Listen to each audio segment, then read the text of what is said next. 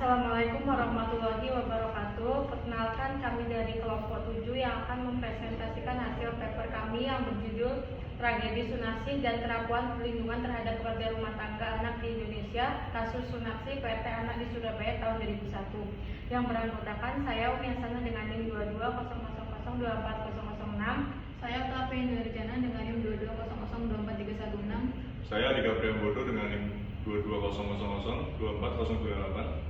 Saya Nidya Kurniawan dengan NIM 2200024075. Saya Sandi Pangestu dengan NIM 2200024076.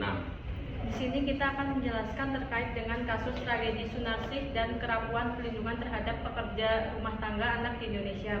Kasus Sunarsi PRT Anak di Surabaya tahun 2001. Latar belakang dari kasus ini yaitu Indonesia masih menghadapi persoalan serius terkait pekerja anak dan PRT perempuan akibat lemahnya perlindungan hukum, kemiskinan struktural, dan budaya patriarkis. Kasus tragis Sunarsi ini, PRT anak berusia 14 tahun yang meninggal akibat penyiksaan majikannya, mencerminkan kegagalan negara melindungi kelompok rentan ini. Undang-Undang Ketenagakerjaan tidak mencakup PRT dan RUU Perlindungan PRT belum disahkan. Budaya patriarki dan pandangan permisif masyarakat turut memperkuat eksploitasi anak perempuan. Hukuman ringan terhadap pelaku menunjukkan rendahnya penghargaan terhadap nyawa dan hak anak. Kasus ini menjadi peringatan penting bagi negara untuk segera membenahi sistem hukum, pengawasan, dan edukasi publik demi perlindungan anak yang lebih adil dan manusiawi. Kelemahan perlindungan hukum terhadap PRT anak di Indonesia. Kasus Sunarsi menyoroti lemahnya perlindungan hukum bagi yang bekerja sebagai pembantu rumah tangga atau PRT. Pada tahun 2001, tidak ada regulasi yang mengakui PRT sebagai pekerja formal, sehingga mereka tidak dilindungi oleh UU Ketenagakerjaan maupun standar internasional. RUU Perlindungan PRT belum juga disahkan hingga kini, menyebabkan PRT anak seperti Sunarsi bekerja tanpa kontrak, jam kerja, jaminan kesehatan, atau mekanisme pengaduan hukum pidana yang lemah, juga tercermin dari hukuman ringan terhadap pelaku kekerasan, menunjukkan kurangnya perspektif perlindungan anak. Negara belum sepenuhnya menjalankan komitmen terhadap konvensi ILO dan konvensi hak anak. Faktor sosial dan budaya dalam eksploitasi anak perempuan sebagai PRT. Eksploitasi anak perempuan sebagai PRT diperparah oleh kemiskinan dan budaya patriarki. Anak perempuan dianggap wajar membantu ekonomi keluarga, apalagi jika akses pendidikan terbatas. Budaya patriarki memperkuat anggapan bahwa pekerjaan rumah tangga adalah tugas perempuan. Minimnya pengawasan di ruang kerja tertutup membuat kekerasan sulit terdeteksi. Masyarakat juga sering mengabaikan nasib korban demi menjaga reputasi pelaku. Oleh karena itu, penyelesaian masalah ini tidak cukup dengan hukum, tetapi memerlukan perubahan sosial, edukasi publik, dan komitmen negara dalam perlindungan anak. Kronologi kasus yaitu Sunarsi anak usia 14 tahun yang berasal dari Pasuruan, Jawa Timur. Ia bekerja sebagai PRT di Surabaya. Ia bekerja tanpa adanya perjanjian formal dan jaminan hukum, dan ia dipaksa bekerja selama 15 jam. Selama bekerja ia mengalami kekerasan fisik dan psikis, serta diperlakukan tidak manusiawi oleh majikannya. Duduk perkara pada kasus ini yaitu Sunarsi, anak perempuan yang bekerja sebagai PRT tanpa kontrak dan perlindungan hukum, mengalami eksploitasi dan penyiksaan berat hingga meninggal. Tidak ada pengawasan atau perlindungan dari negara, dan pelaku hanya dijatuhi hukuman ringan. Kesenjangan yang terjadi dalam kasus ini, tidak ada undang-undang yang secara khusus melindungi pekerja rumah tenaga, khususnya anak-anak. UU Perlindungan Anak, UU No. 23 tahun 2002 belum berlaku saat kasus terjadi, menciptakan kekosongan hukum. Sunarsi tidak memiliki akses terhadap bantuan hukum, pengawasan ketenagakerjaan, atau jaminan sosial. Putusan pengadilan yang terlalu ringan tidak mencerminkan keadilan restoratif maupun perlindungan anak. Lingkungan sekitar tidak memberikan intervensi, mencerminkan lemahnya kesadaran kolektif masyarakat. Negara tidak memiliki sistem yang kuat untuk mencegah, mendeteksi, dan menangani eksploitasi terhadap PRT anak. Baik, saya akan menjelaskan dari analisis perspektif hukum dengan fokus pada kelemahan sistem peradilan dan kurangnya regulasi khusus pekerja rumah tangga. Yang pertama, kelemahan sistem peradilan. Vonis yang ringan, majikan hanya dijatuhi hukuman 2 tahun penjara meskipun terbukti melakukan penyiksaan yang menyebabkan kematian. Ini mencerminkan ketidakseimbangan antara beratnya kejahatan dan hukuman yang dijatuhkan, serta minimnya pertimbangan unsur perlindungan anak dalam penjatuhan hukuman. Yang B, tidak ada perlindungan khusus anak. Sunarsi yang masih berusia 14 tahun seharusnya mendapatkan perlindungan hukum sebagai anak di bawah umur berdasarkan Undang-Undang Perlindungan Anak, Undang-Undang Nomor 23 Tahun 2002, berlaku setelah kejadian ini namun mencerminkan kekosongan saat itu. Yang C, kurangnya akses keadilan untuk PRT.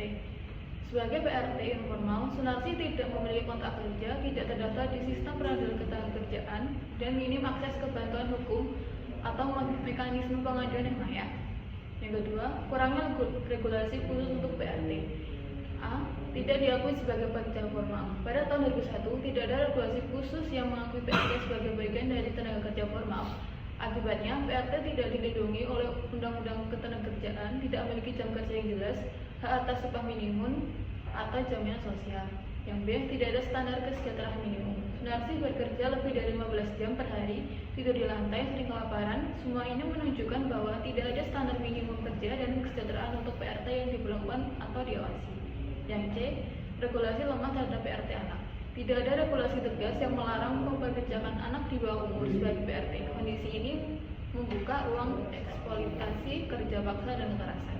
Baik, saya akan menjelaskan tentang ketimpangan sosial ekonomi, peran keluarga dan lingkungan, serta kesadaran publik dan advokasi.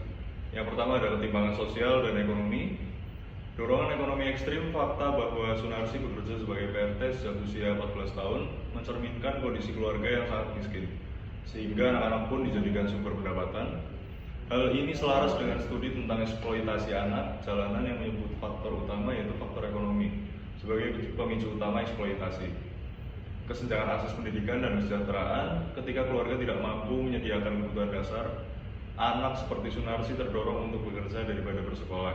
Ini menandakan adanya ketimpangan yang sistemik, akses terhadap pendidikan nutrisi dan kesehatan tidak merata, sehingga anak paling rentan yang paling terdampak. Yang kedua ada peran keluarga dan lingkungan. Ketergantungan pada anak sebagai tulang punggung keluarga. Keluarga dengan sumber daya terbatas seringkali membebani anak untuk membantu ekonomi rumah tangga tanpa memperhitungkan dampaknya terhadap hak anak-anak seperti hak atas perlindungan dan pendidikan. Kurangnya pengawasan lingkungan sosial, artinya tidak ada intervensi dari tetangga, RT atau RW atau aparat setempat terhadap kondisi kerja anak di rumah, majikan. Hal ini menunjukkan lemahnya kapasitas pengawasan lingkungan dan minimnya rasa tanggung jawab kolektif atas kondisi anak-anak terpinggirkan. Yang ketiga ada kesadaran publik dan advokasi. Momentum perubahan regulasi. Kematian Sunarsi pada 12 Februari 2001 akhirnya memicu peringatan Hari Nasional PRT setiap 15 Februari sejak 2007. Inisiasi dari Jala PRT Kumparan.com ini memperlihatkan adanya peningkatan kesadaran dan advokasi terhadap perlindungan PRT anak. Advokasi terhadap UU Perlindungan PRT, meski sudah ada perjuangan sejak lama melalui Jala PRT hingga 2023 RUU Perlindungan PRT masih belum disahkan secara final. Meskipun telah disetujui oleh Badan Legislatif pada 2020 pada laman halopdk.com, ini menunjukkan masih ada hambatan signifikan dalam sistem hukum untuk melindungi PRT anak. Inisiatif pemerintah dan masyarakat di Surabaya sudah ada berbagai program untuk mencegah pekerja anak, seperti dialog UNICEF dengan Pemkot Surabaya, penegakan regulasi lewat Disnaker dan Dinas Sosial, serta penyediaan pusat-pusat anak dan shelter, misalnya Kampung Anak Negeri pada laman surabaya.go.id. Namun implementasi kebijakan ini masih terbatas saat tindakan real terhadap kasus seperti Sunarsi terjadi. Sunarsi kemungkinan besar mengalami berbagai bentuk gangguan psikologis jangka pendek sebagai akibat dari kekerasan fisik dan mental yang ia alami. Anak-anak dalam situasi serupa sering menunjukkan menunjukkan gejala trauma akut seperti ketakutan yang terus-menerus, kecemasan, gangguan tidur, hingga gejala somatik seperti nyeri kepala atau perut tanpa sebab medis yang jelas. Kondisi ini dapat semakin diperburuk oleh isolasi sosial dan ketiadaan dukungan emosional dari lingkungan sekitar. Dalam banyak kasus, anak akan menunjukkan perilaku pasrah yang dikenal sebagai learned helplessness, yaitu ketika korban menunjukkan perilaku berhenti mencoba melawan atau melarikan diri karena merasa semua usaha akan sia-sia. Hal ini mencerminkan respon bertahan hidup yang umum pada anak korban penyiksaan menurut American Psychological Association. Anak-anak korban kekerasan sering mengalami gangguan stres akut yang berdampak pada perkembangan kepribadian dan perilaku sehari-hari.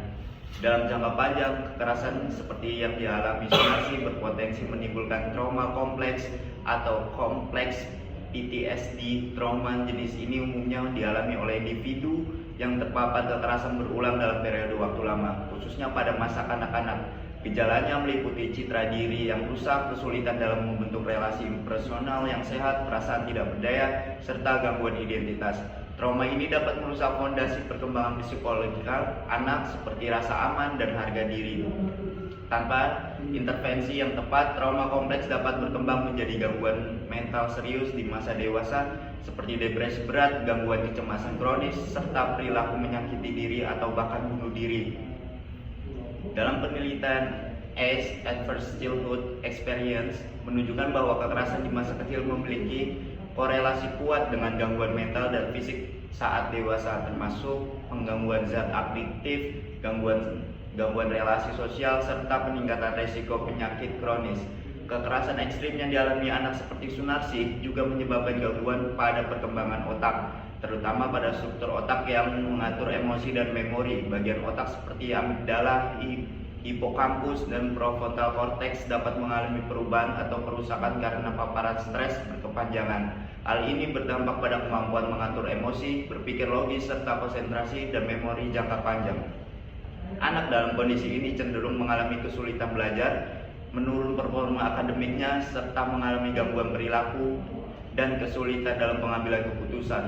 Teleher dan Samson mengatakan dalam tujuan mereka menyebutkan bahwa paparan kekerasan masa kecil berkaitan langsung dengan gangguan fungsi neurologis dan dapat mempengaruhi kapasitas adaptasi anak hingga dewasa.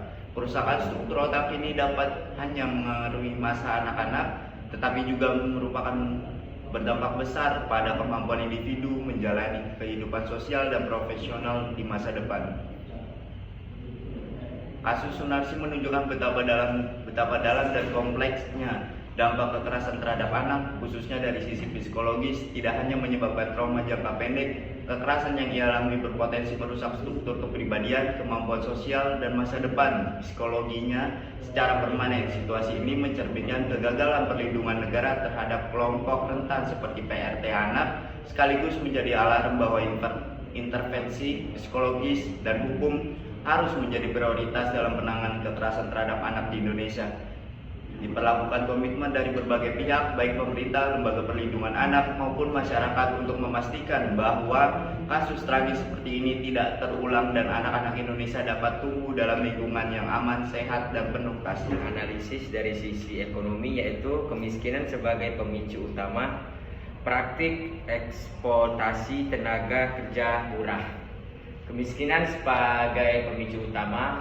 Yang A, daya tawar rendah. Masyarakat kemiskinan cenderung memiliki daya tawar yang sangat rendah dalam pasar tenaga kerja. Mereka seringkali menerima pekerjaan dengan upah sangat rendah dan kondisi kerja buruk demi bertahan hidup.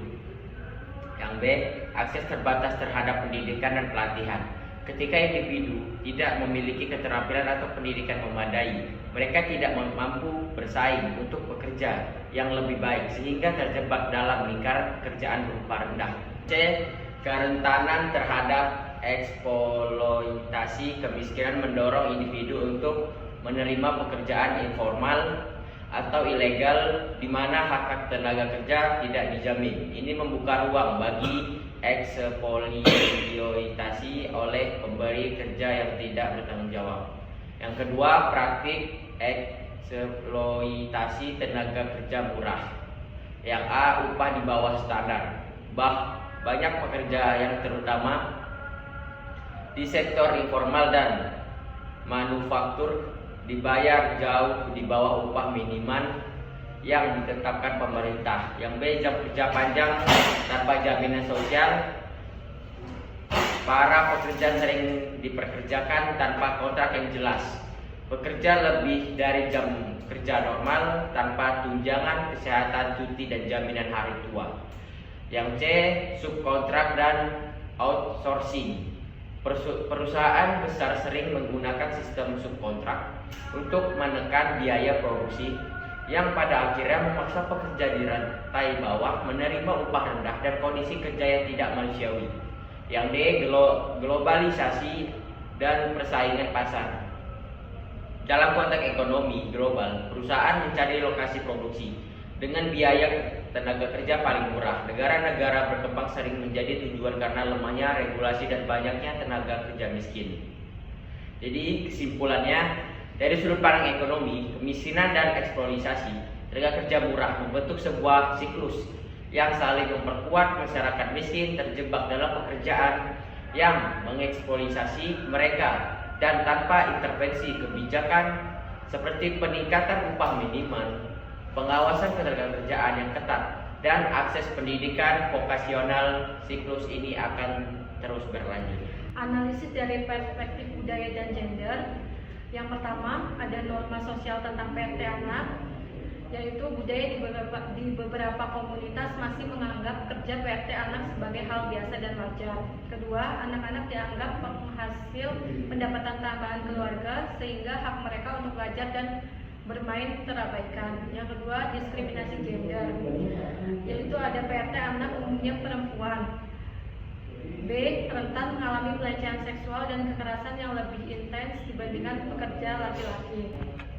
Kesimpulan dari kasus ini yaitu kasus ini mencerminkan kegagalan sistem hukum, sosial, dan budaya Indonesia dalam melindungi anak-anak, khususnya PRT perempuan di sektor informal. Sunarsi, bekerja tanpa kontrak, jaminan sosial atau perlindungan hukum, dan meninggal akibat penyiksaan. Lemahnya regulasi, budaya patriarkis, kemiskinan struktural, serta rendahnya kesadaran masyarakat memperkuat siklus eksploitasi. Hukuman ringan terhadap pelaku menunjukkan kurangnya kepekaan hukum terhadap kekerasan anak. Diperlukan reformasi hukum, sosial, ekonomi, dan budaya secara menyeluruh agar tragedi serupa tidak terulang dan anak-anak dapat hidup aman dan bermartabat. Sekian presentasi dari kelompok 7, kurang dan lebihnya mohon maaf. Wassalamualaikum Waalaikumsalam warahmatullahi wabarakatuh.